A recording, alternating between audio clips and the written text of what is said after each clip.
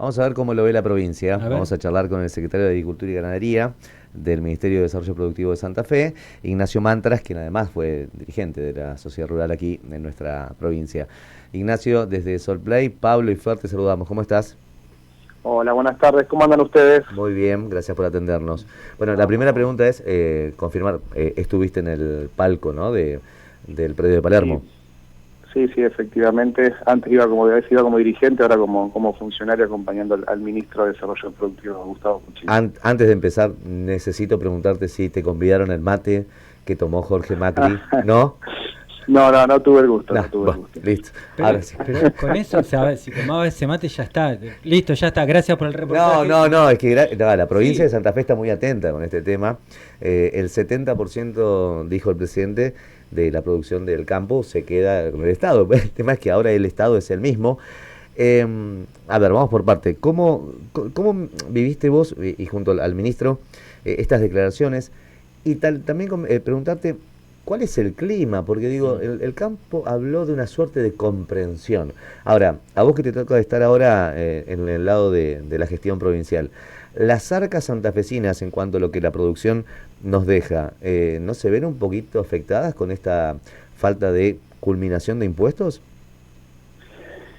Sí, a ver, el presidente ha dicho varias verdades que son para los que venimos del ruralismo y venimos padeciendo un modelo errático, ¿no? Que ha castigado al interior productivo y sobre todo a los sectores agropecuarios con excesiva presión fiscal, transfiriendo recursos al gobierno nacional, sobre todo recursos cuando me refiero, pues, cuando se habla del 70% entiendo que toma el informe de varias entidades, hay una en particular que periódicamente lo va actualizando, que toma impuestos nacionales, provinciales y municipales, y solamente para granos. Ese dato refiere principalmente a producción de granos, donde la mayor incidencia son derechos de exportación. Entonces, ahí conceptualmente, claramente hace 20 años más que están los derechos de exportación a niveles altísimos, Sí. que se han implementado y a niveles altísimos.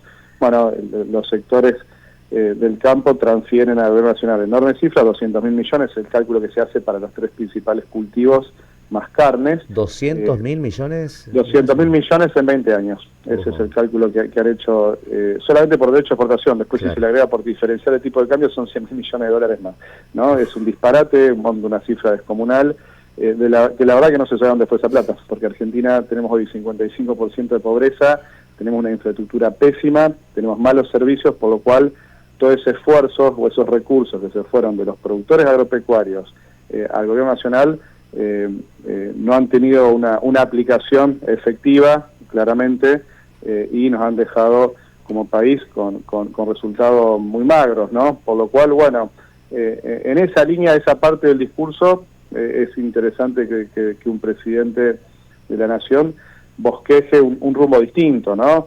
Después el discurso ha tenido algunas apreciaciones y algunas cuestiones propios del estilo del presidente que, bueno, obviamente no compartimos, ¿no? Ahora, le pregunto lo siguiente. Hoy justamente escuchaba acá a mi compañera Laura hablando sobre el tema de ganancias y sobre lo que estaba ocurriendo con el sector petrolero, ¿no? Por ejemplo, en donde habría una exención de quienes, los petroleros que están en Vaca Muerta, y por ejemplo también que decían, bueno, no, lo de Vaca Muerta no, todos, ¿no? Eso era lo que pedía no solamente el gobierno de Neuquén, sino que lo pedía también el sindicato. Y esta es una historia repetida en esta cuestión.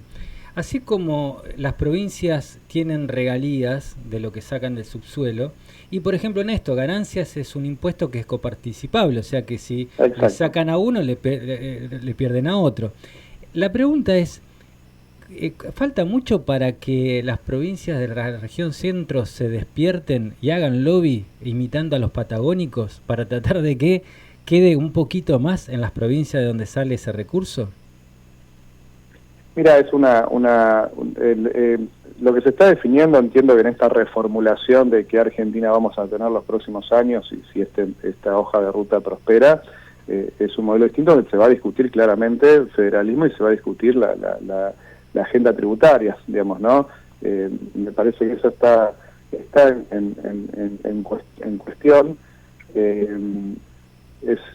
y el gobierno está dando señales a qué sectores quiere estimular, digamos, ¿no? Vos bien mencionaste al sector del petróleo, la minería, también a las automotrices, le ha dado algunos guiños, digamos, entonces ahí un poco yendo a la anterior pregunta y al clima y a los anhelos que tiene un productor agropecuario hoy, bueno, hay como un entusiasmo, parecería, hay señales concretas de que algunas trabas se van sacando. De hecho, el presidente ha enumerado 6, 7 anuncios que son importantes, pasaron muy desapercibidos, en otro contexto hubiesen sido importantes, pero en lo que es derecho de exportación, por lo menos a granos, no hay señales, y sí, hasta que no se equilibre no se haya equilibrio fiscal, hasta que no se acomode la macroeconomía, y a otros sectores sí le está dando señales muy contundentes, ¿no? Entonces, bueno, hay o pasó lo mismo cuando discutimos, recuerden, tiempo atrás, con los recursos, los ajustes a las universidades o los ajustes al transporte público. Bueno, son ajustes, no hay plata, pero resulta que para AMBA o para Capital Federal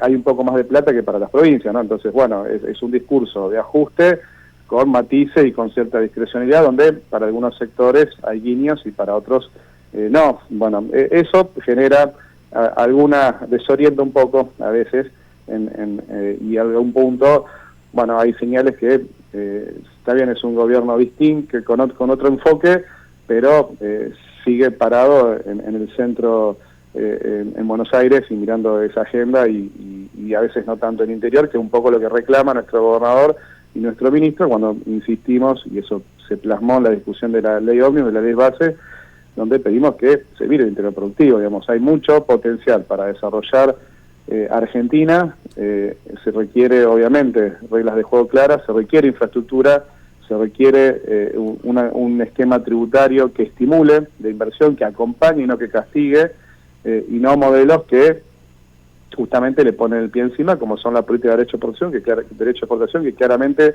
ha fracasado en Argentina, y eso no hay que ir muy lejos. Si miramos países vecinos, Brasil, Uruguay, Paraguay, sin derecho a exportación, han tenido un desarrollo estos últimos años mayúsculo, y nosotros estamos postergados en producción, en calidad de vida, en ingresos, en todos los indicadores, ¿no? Ahora, Ignacio, hay que decir también que, y no te lo voy a consultar como ex dirigente ruralista, pero digo, hablaste de la ley bases y por eso lo traigo, de no haber sido por los límites que le marcó el Congreso. La ley bases imponía, y hablo de impositivo, derechos, por aumentos de derechos. Exactamente, digo, exactamente. Y también cuando el presidente, porque vos citabas anuncios importantes, pero yo también recuerdo que dijo que en diciembre se sacaba el impuesto país. No, el impuesto país vence en diciembre, que no es lo mismo, y uno espera, digo, uno en lo personal, no soy nada de finanzas, pero digo, ojalá se pueda sacar y el Estado siga dándole como el presidente quiere, ¿no? Digo, hay cuestiones que más allá de lo discursivo, en lo práctico el presidente pretendía incluso gravar con B corta más al campo y a las economías regionales que, por ejemplo, en Santa Fe, bueno, claramente afectadas. Pregunto esto como sí, corolario claro. de esta pregunta, fue algo así como, te voy a matar. Dice, no me mates. Bueno, entonces te pego un tiro en el pie. O sea, consiguieron que no le aumenten las retenciones, pero no se consigue en esa ley de base, también votada por legisladores santafesinos, que se tenga un RIGI del campo, por ejemplo. Sí, es paradójica la anécdota, porque en ley base se aumentaban todos los derechos de exportación a todos los productos al 15%, ejemplo, en carnes afectaban muchas cadenas nuestras, y ahora el presidente anuncia una eliminación para lo que es teoría vaca, ¿no? Para todo lo que es vaca, claro. Y eso para el mercado chino, el 70%, 75% va a China, eso es un dato. Pero en todas las otras carnes, pollo, cerdo, vino, se reduce un 25%, que bajamos de 9 a 6,75, calculo que va a quedar ahí los derechos de exportación, cuando 5 o 4 meses atrás, a lo mejor de ese 9 se iba a 15, o sea que en 4 meses pasamos de un aumento a 15, por presión de las provincias se logró quedar en 9, y ahora hay una reducción. Insisto que esto pasó desapercibido, pero bueno, voy a esas señales ambiguas, claro, que obedecen a la coyuntura. Claramente es un gobierno que está priorizando equilibrar, y en esa prioridad de equilibrar va a tomar algunas medidas que son contradictorias. La señal de la ley bases de aumentar el derecho de exportación fue una muy mala señal, sí, para las provincias y para los productores, pésima señal.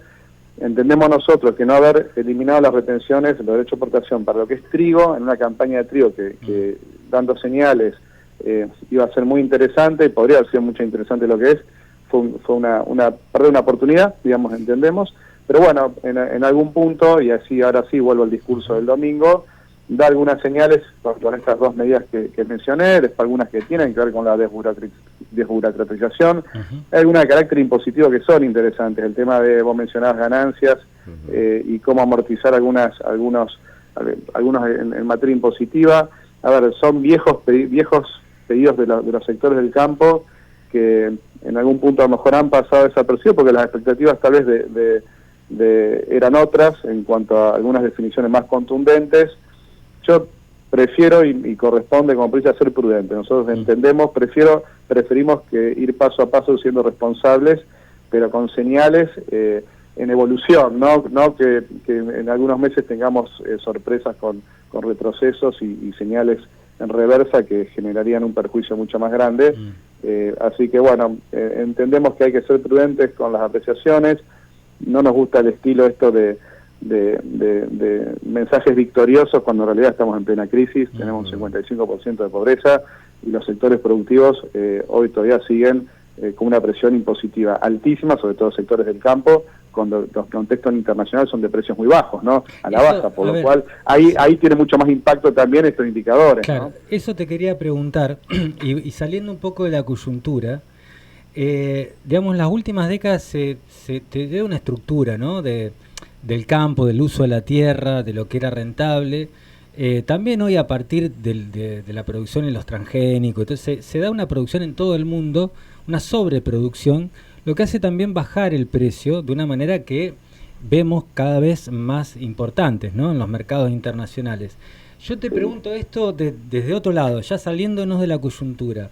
¿A vos te parece que puede ser en los próximos años momento de reestructurar la matriz productiva del campo, teniendo en cuenta esta situación internacional que vemos, ¿no? En donde, bueno, sí, la soja, bien, cada vez más soja, cada vez más tierra que sembrada con soja, pero esto hoy llegó a un cuello de botella en cuanto al precio internacional también.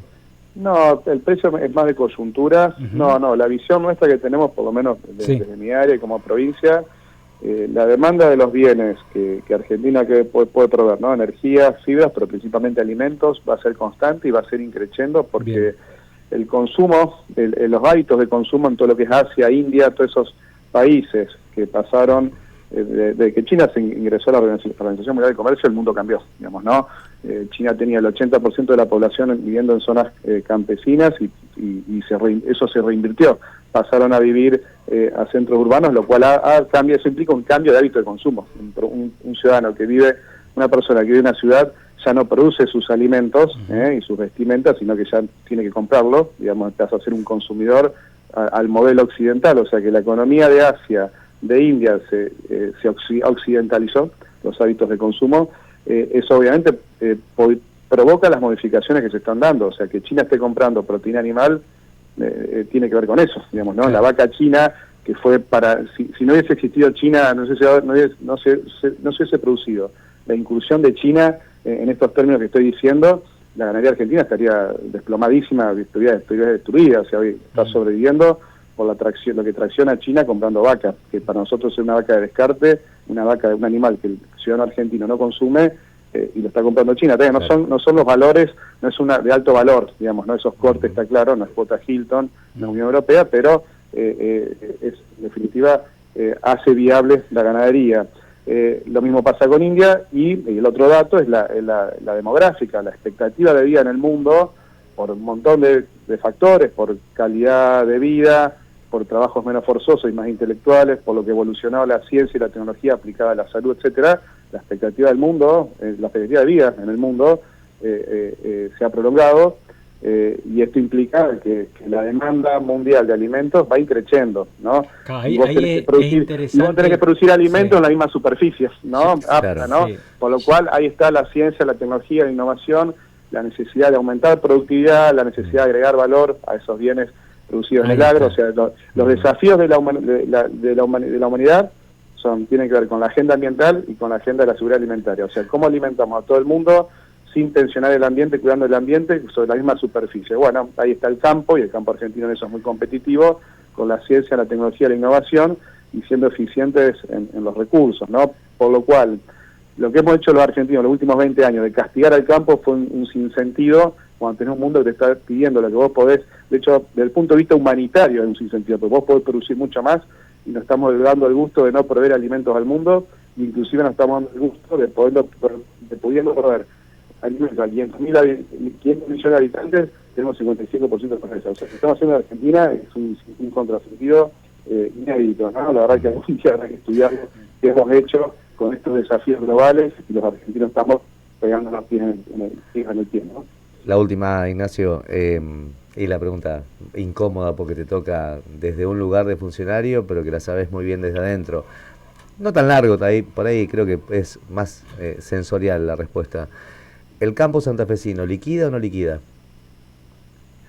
El campo, el productor no es santafesino, por esencia el productor liquida. Hay que entender esto, el productor, sus ventas son muy esporádicas, o vende, o sus ingresos, digamos, yo me junto con granos 1 o 2 veces al año, o si vendo terneros es 1 o 2 veces al año, o sea, tus ventas son esporádicas y vos con esos tenés que vivir todo el año, claro, ¿no? Entonces, si vos cobrabas tu sueldo fuera anual, no fuera por meses, vos te liquidarías todo tu sueldo de una no, vas liquidando en función de ir cumpliendo con tus obligaciones, tus alquileres, tus insumos para una próxima campaña, pagar tus sueldos, etcétera. Entonces, digamos, el productor va liquidando en función de sus necesidades, ¿no? Eso es histórico, digamos, cuando existen las presiones o pasa a ser noticia esto de que el campo no liquida, es no entender cómo es administrar una empresa agropecuaria, digamos, que los ingresos son en tiempos muy marcados, y con eso hay que vivir todo el año, pagar obligaciones y poder invertir para una próxima campaña o un próximo proceso productivo, si fuera ganadero, etcétera. Bueno, eso es ese tiempo, esos tiempos son lo que determina el proceso de liquidación de los ingresos de un productor. Gracias, Ignacio, como siempre, ¿eh? No, gracias a ustedes, le mando saludos. Un fuerte abrazo.